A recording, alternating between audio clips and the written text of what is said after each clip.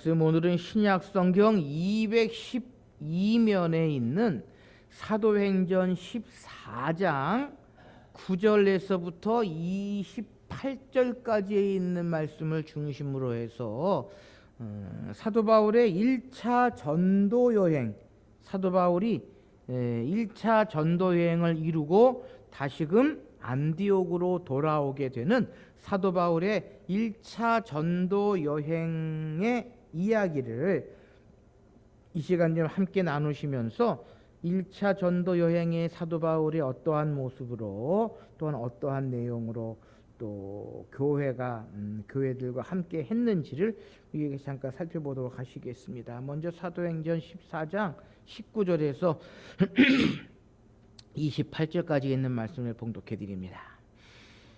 유대인들이 안디옥과 이고니온에서 와서 무리를 충동하니 그들이 돌로 바울을 쳐서 죽은 줄로 알고 시외로 끌어내치니라. 제자들이 둘러섰을 때에 바울이 일어나 그 성에 들어갔다가 이튿날 바나바와 함께 더베로 가서 복음을 그 성에서 전하여 많은 사람을 제자로 삼고 루스드라와 이고니온과 안디옥으로 돌아가서 제자들의 마음에 굳게 하여 이 믿음에 머물러 있으라 권하고 또 우리가 하나님의 나라에 들어가려면 많은 환난을 겪어야 할 것이라 하고 각 교회의 장로들을 택하여 금식 기도하며 그들이 믿는 주께 그들을 위탁하고 비시디아 가운데로 지나서 밤빌리아에 이르러 말씀을 버가에서 전하고 이탈리아로 내려가서 거기서 배 타고 안디옥에 이르니 이곳 두 사도가 이룬 일들을 위하여 전에 하나님의 은혜에 부탁했던 곳이라. 그들이 이르러 교회를 모아 하나님이 함께 행하신 모든 일과 이방인들에게 믿음의 문을 여신 것을 보고하고 제자들과 함께 오래 있으니라. 아멘. 우리가 계속해서 성경의 사건 강해라고 하는 제목을 가지고 사도행전에 기록되어져 있는 이야기들을 쭉 함께 살펴보고 있는데요. 특별히 사도행전 13장과 14장은 사도 바울이 1차 전도 여행을 하게 되는 여정이 기록되어져 있습니다. 늘 드리는 말씀이지만 우리가 성경을 읽다 보면 필요한 것이 하나 있습니다. 그것이 무엇인가 하면 성서 지도입니다. 성경이요, 글자로 되어 있고 또 우리가 알고 있는 그러한 지명이 아니라 예수님께서 행하신 마태마가 누가 요한복음은 예수님께서 행하신 그 일들, 또 사도행전에는 특별히 사도 바울이 전도여행이라든지 교회를 세운 그러한 일들이 기록이 되어져 있어서 이게 지도가 없으면, 성서 지도가 없으면 명확한 지명, 명확한 장소, 그리고 명확한 의미를 우리가 알 수 없는 것이 사실입니다. 그래서 늘 말씀드리지만 성경을 우리가 읽고 성경을 공부할 때에는요, 성서 지도가 꼭 필요하다라고 하는 말씀을 늘 드립니다. 특별히 우리가 함께 살펴보고 있는 사도행전의 말씀들, 특별히 13장에서 14장까지에 있는 말씀은요, 사도 바울의 1차 전도 여행의 여정인데요, 지도가 없으면, 이 전도 여행의 지도가 없으면 도대체 여기가 어디고 왜 그렇게 되었는지를 알 수 없는 그러한 내용들이 많이 기록이 되어져 있습니다. 그래서 성경을 읽으실 때에 성서 지도를 옆에 놓고 읽으시면 많은 도움이 된다라고 하는 것을 늘 말씀을 드립니다. 특별히 오늘 우리가 사도 바울의 1차 전도 여행의 여정을 쭉 살펴보면서 사도 바울이 어떠한 일을 이루었느냐라고 하는 내용을 우리가 집중적으로 살펴보려고 하는데요. 그러기 위해서는 성서 지도가 꼭 필요합니다. 그래서 여러분들 화면에 보시면 1차 전도 여행이라고 하는 사도 바울의 전도 여행의 그 여정이 기록이 되어져 있습니다. 먼저 간략하게 사도 바울이 어떠한 경로로 해서 1차 전도 여행을 했느냐라고 하는 걸 좀 말씀드리면, 첫째로 수리아 안디옥, 여러분들 보시기에 맨 오른쪽에 시리아라고 되어 있는, 시리아 안디옥이라고 되어 있는 지명이 있는데요.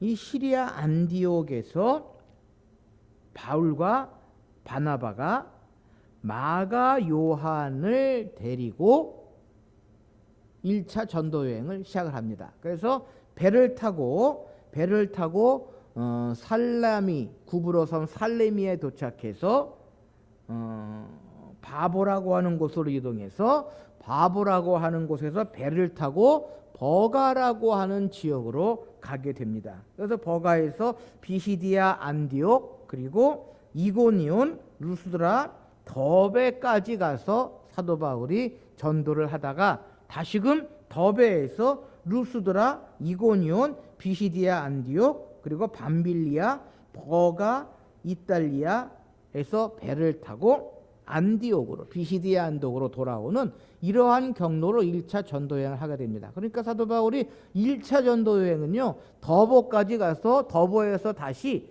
그가 지내왔던 여정을 반대로 거꾸로 해서 안디옥으로 가게 되는 것이 사도 바울의 1차 전도 여행입니다. 그런데 사도 바울이 1차 전도 여행을 하면서 그 지역마다 그 지역에서 행했던 사도 바울의 그러한 행적들, 일들이 있습니다. 우리가 몇 가지 기억하면 성경을 읽는데 도움이 되는 그러한 사건들이 기록이 되어져 있는 그러한 곳이 있는데요. 뭐 하나씩 좀 설명을 해드리면, 수리아 안디옥에서는 성령의 지시와 교회의 금식 및 기도를 통해 바나바와 바울이, 그때는 사울이지요, 바나바와 사울이 선교사로 파송을 받습니다. 그래서 배를 타고 구브로 섬 살라미에 들려서, 살라미에서 유대인의 여러 회당에서 말씀을 전하게 됩니다. 그리고 바보에서는 총독 서기오 바울에게 복음을 전하며 마술사 엘루마를 만나 그를 맹인으로 만듭니다. 총독이 이를 보고 복음을 믿게 됩니다. 또 한 가지 중요한 것은 이 바보에서부터 사울의 이름이 바울이라고 불리기 시작한 것이 이 사도 바울 1차 전도 여행 가운데에 바보라고 하는 지역에서 이루어졌던 그러한 일입니다. 그러니까 이제는 사울이 아니라 바울이라고 하는 이름으로 본격적으로 불리게 된다라고 하는 것입니다. 그리고 여기에서 이제 밤빌리아, 버가라고 하는 곳으로 배를 타고 이동을 하는데요. 이 배를 타고 버가에 가서 마가 요한이 일행을 떠나 예루살렘으로 돌아가는 그러한 일이 발생하게 됩니다. 그래서 사도행전에 보면은 마가 요한이 힘들고 어려운 그러한 선교 사역이라서 이것을 회피하고 다시금 돌아갔다라고 하는 그러한 내용도 기록이 되어져 있고요. 그로 말미암아 이제 나중에 설명드리겠지만 2차 전도여행에서 바울과 바나바가 헤어지는 이유 중에 하나가, 바나바는 그럼에도 불구하고 마가 요한을 2차 전도여행에 같이 데려가자라고 이야기를 하고, 바울은요 한번 자신들을 버리고 돌아간 마가 요한과는 갈 수 없다라고 하는 그러한 이유로 아마 2차 전도 여행에서 바울과 바나바가 갈라서게 되는 그러한 일도 기록이 되어져 있습니다. 어쨌든 이 버가라고 하는 지역에서 마가 요한이 일행을 떠나서 예루살렘으로 돌아가고, 또 비시디아, 그 다음에 비시디아 안디옥이 두 개인데요.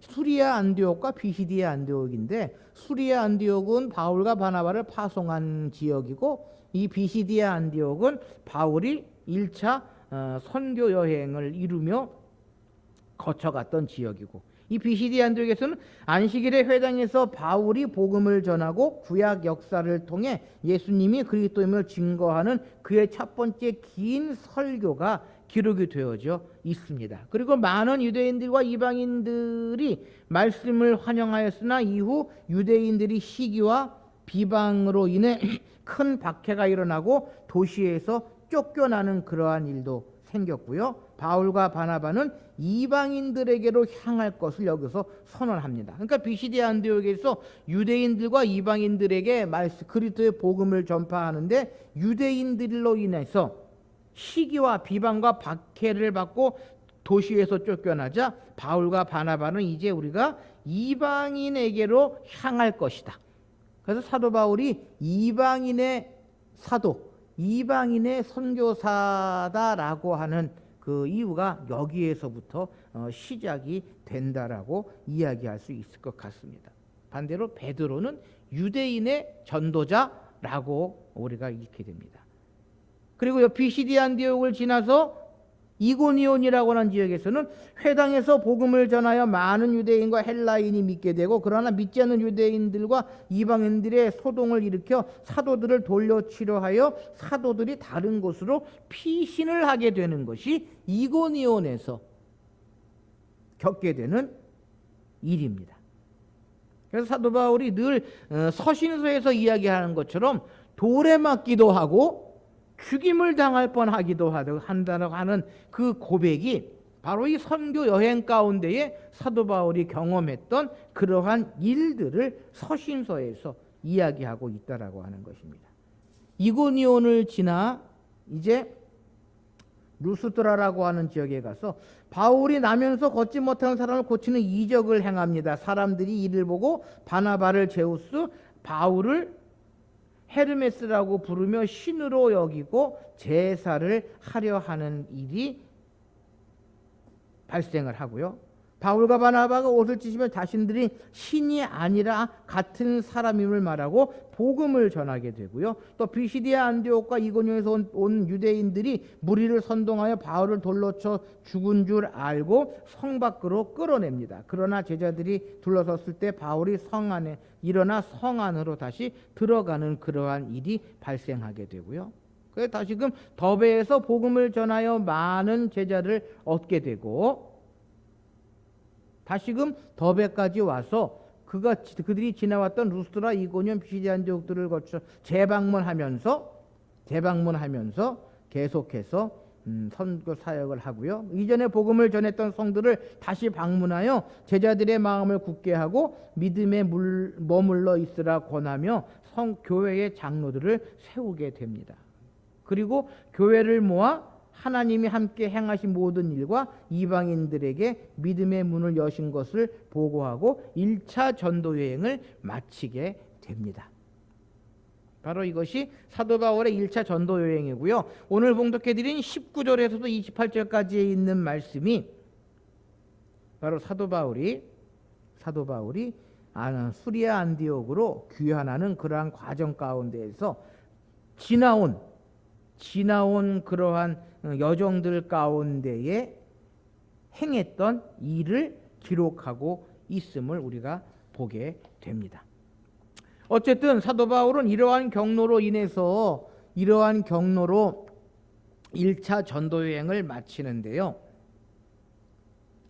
그래서 1차 전도 여행을 마치면서 어떠한 우리가 결론을 내릴 수 있느냐라고 하는 것입니다. 사도 바울의 이 1차 전도 여행이 어떠한 경로로 어떠한 일들을 어떠한 의미를 우리가 가지고 있느냐라고 하는 것입니다. 첫째는요, 약한 교회를 도와주었다라고 하는 것입니다. 오늘 보면 21절 말씀에 보면은요, 21절 말씀에 이렇게 기록합니다. 복음을 그 성에서 전하여 많은 사람을 제자로 삼고 루스드라와 이고니온, 안디옥으로 돌아와서 그리고 제자들의 마음을 굳게 하여라고 기록을 합니다. 그러니까 이 지역들에서 이미 유대인들의 음모와 핍박이 시작되고 있는 그러한 상황이 있습니다. 사도 바울이 쭉 전도 여행을 하는 가운데에 그 지역마다 유대인들이 와서 음모와 핍박으로 사도 바울의 그 선교의 그 지역들이 힘들고 어려운 상황에 맞이합니다. 그래서 유대인들의 영향력이 지대했던 그 사회에서 복음을 영접한 성도들은 매우 소외감을 느끼고 신앙이 흔들렸을 것입니다. 그래서 사도들은 그들을 재차 방문하여 마음을 굳게 하라고 위안을 했던 것이다. 그러니까 한 번 지나가고 말았던 것이 아니라 사도 바울은 다시금 그 지역을 재방문하면서 성도들에게 위안을 주었다라고 하는 것입니다. 여러분, 기독교의 신앙은요, 백조의 호수처럼 결코 평온 속에서만 지낼 수 없다라고 하는 것을 우리는 기억해야 합니다. 특별히 새신자들과 대화를 하다 보면은요, 주위에서 너 교회에 나가고 예수 믿으면 집안에 우환이 생길 것이다라고 해서 예수 그리스도를 믿는 것을 방해하는 믿지 않는 가족들, 믿지 않는 일가 친척들이 있다고 하는 이야기를 듣습니다. 그래서 결코 예수 그리스도를 믿는다고 하는 거, 교회에 다닌다고 하는 것이 그저 평온한 그러한 일들만은 아니다라고 하는 것입니다. 그래서 오늘 사도 바울은요, 전도 여행을 마치고 재방문하면서 제자들의 마음을 굳게 하고 그들을 위로해 주었다라고 하는 것입니다. 두 번째는 사도 바울은 확신을 주었다라는 것입니다. 세워진 교회들에게 확신을 주었다라고 하는 것입니다. 오늘 21절 말씀에 보시면 이 믿음에 머물러 있으라 권하고 라고 기록합니다. 무슨 이야기입니까? 우리는 루스라에서 바울이 유대인들의 박해로 인해 구세 일생했다는 사실을 기억합니다. 그래서 우리가 본문 앞절에 보면 그러한 내용이 기록이 되어져 있거든요. 그리고 주종자들은 이고니온과 안디옥에서 온 사람들이다라고 성경은 기록합니다. 그런데도 바울과 바나바는 그 위험한 지역에 재차 방문하여 성도들을 만났던 것입니다. 바로 그 사실 자체가 연약하고 의심 많은 초신자들에게 복음의 진실성에 대한 큰 확신을 부여하게 된 계기가 되었다라는 것입니다. 복음을 전하기 위해 위험을 무릅쓰는 진실한 사도들을 보고 그들이 전하는 예수 그리스도가 어떤 분인지를 알 수 있게 했다라는 것입니다. 사도들이 자신들을 찾아왔듯이 그리스도께서는 결코 그들을 고아처럼 버려두시지 않을 것이다 라고 하는 것을 사도 바울은 그가 전도한 선교한 그 지역의 제자들에게 나타나 보였다라고 하는 것입니다.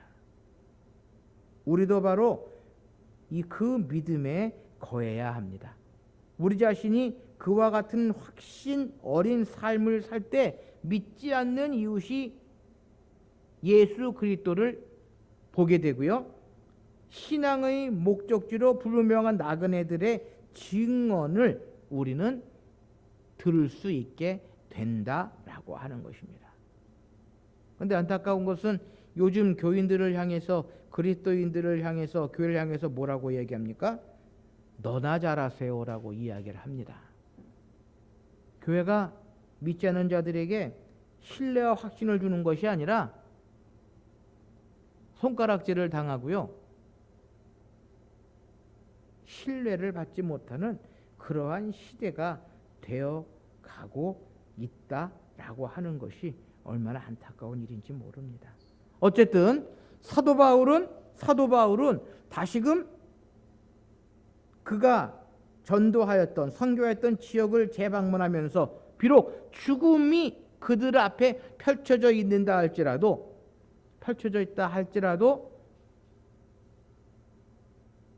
굳건한 믿음을 심어주기 위해서 확신을 주기 위해서 그곳을 재방문하면서 초신자들에게, 교회 성도들에게, 제자들에게 믿음의 확신을 주었다라는 것입니다. 세 번째는요, 성도의 삶의 성격과 목표를 정립해 주었다라는 것입니다. 22절 중반에 보면 우리가 하나님의 나라에 들어가려면 많은 환난을 겪어야 할 것이라고 강조를 했다라고 하는 것입니다. 무슨 이야기입니까? 무슨 이야기입니까? 인생의 목표는요, 이 세상의 행복이 아니라 그리스도 예수 안에서 하나님이 위에서 부르신 영생의 상급을 표대로 삼아야 한다라고 하는 것을 사도 바울은 분명히 이야기하고 설명해 주고 있다라는 것입니다. 그래서 이 지상 최고의 가치와 목표가 불분명한 성도들은 환난과 시험에 넘어지지만 다시 일어설 수 있도록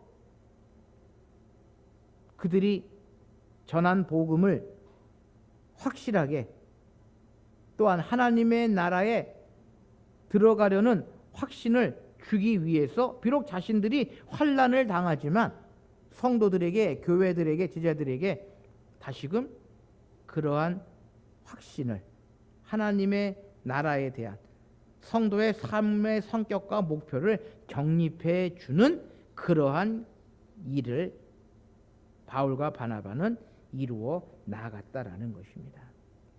또 하나는요, 오늘 보면 23절에 보면 각 교회 장로들을 택하여 금식 기도하며 그들이 믿는 주께 그들을 위탁했다라는 것입니다. 무슨 이야기입니까? 교회의 조직을 체계화했다라는 것입니다. 사도 바울이 복음을 전하고 그 지역을, 그 교회를 떠나게 되면 끝이 아니라 조직을 체계화하고 사람들을 세워서 그 교회가, 그 성도들이, 제자들이 계속해서 믿음 안에 든든히 서게 하는 그러한 일을 했다라는 것입니다. 성도에게는요, 세 가지 영역의 세계가 있다고 합니다. 첫째는 하나님과 나만의 개인적인 신앙 세계가 있고요. 둘째는 한 국가, 한 사회인으로서의 세계가 있고요. 이는 신앙을 고백하고 실천하는 일반 세계고, 셋째는 교회 공동체의 세계가 있다라고 이야기를 합니다. 그래서 하나님께서 세우신 목회자를 중심으로 성경의 법과 질서에 종속된 세계를 이야기합니다. 그래서 한간에 바로 이 유형 교회 세계를 부인하는 사조가 많이 있는데요. 하나님께서는 분명히 초대교회 때부터 장로, 즉 목회자를 세우시고 한 신앙사회로서의 단체로 교회를 조직했음을 우리가 보게 된다라는 것입니다.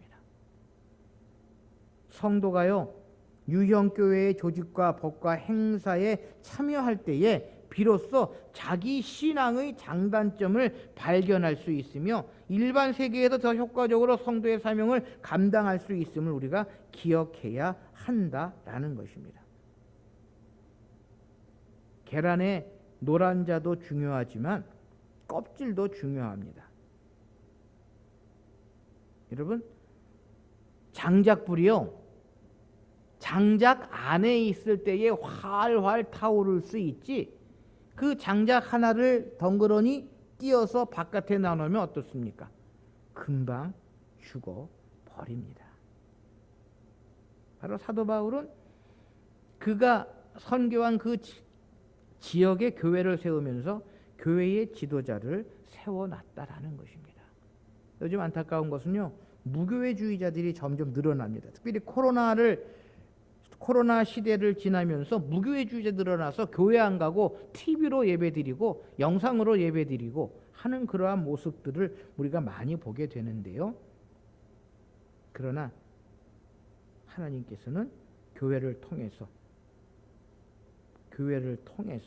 우리의 믿음, 우리의 신앙이 성장하고 진보할 수 있도록 허락해 주셨다.